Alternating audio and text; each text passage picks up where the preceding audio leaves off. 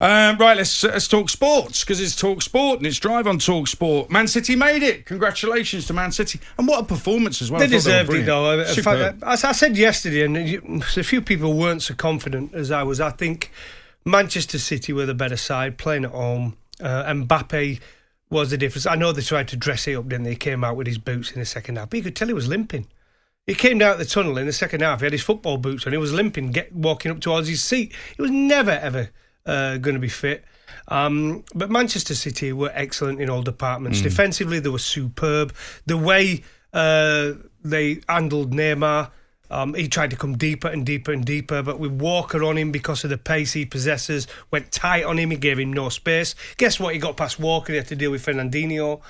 He got past Fernandinho, he got Diaz and Stones there. He had no chance, Neymar. He had spells where he showed his skill, but really he had a quiet game. And they needed him PSG needed him to have an absolute hurler of a game if they were going to stand any chance, and Manchester City handled him unbelievably. We will, I think in the heads gone we're dealing with the Neymar thing, because since the game there's been some utter nonsense spoken on this station about Neymar, so we'll put all those who've done that in the heads gone, and there's some great heads gones regarding Neymar from talkSPORT pundits in the last how long would it be? How long is it since the game finished? Let's work that out. 18 hours.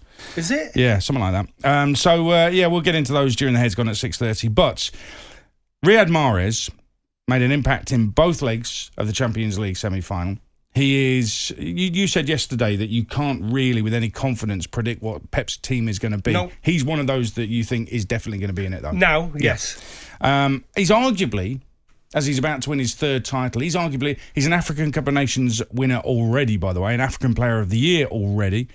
Arguably the best player in the world right now. Discuss that. 08717 223344.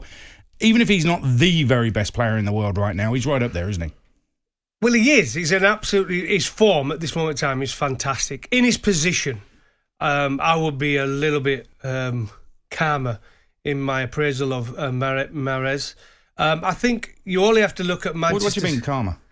Well, I just think in his position, I think you could argue, but he's the best at this moment in time in that position in the world. Is he one of the best three players in the world at this moment in time? I find that hard to suggest, because I think at Manchester City there's 2 or 3 that are better than him. Foden, De Bruyne and Diaz. So I reckon he's the 4th best player in Manchester City team at this moment in time. Are they all better than him? Yeah. What makes you say that? What, Foden? I'm intrigued. You're telling me Foden's performance last night again? Yeah. I think he's better than Mahrez.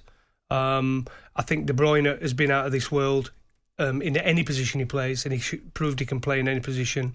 And Diaz, I mean, do I have to explain that one? Well, yeah, you do really, because I think you've got to have lots of different aspects to your game, and I think Riyad Mahrez has developed since. Listen, he was already brilliant. He's got better every year. Won the title at Leicester, and he's been pepped basically because he now does the hard work going the other way, and he has an impact. I think in his first season, we're all like waiting and wondering, and maybe he was overawed by it. Remember him missing the penalty at Anfield in the 0-0 draw, and I think it really affected him. But I also remember when they sealed the title at Brighton, and he was a surprise selection from Pep Guardiola, but he was also a standout player that day as well. And I think that really, in his head, I think that made him think, right, yeah, I do belong at this massive club that's going to be regularly going for the title every single year.